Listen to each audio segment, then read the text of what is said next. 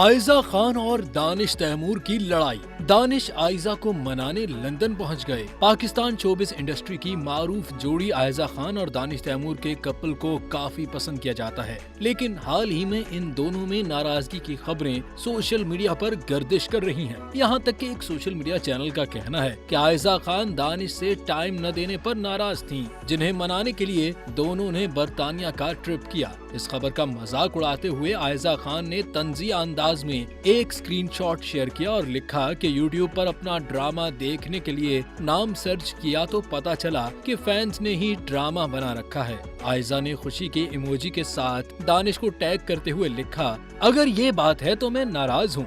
अब एक और ट्रिप की वजह बन गई।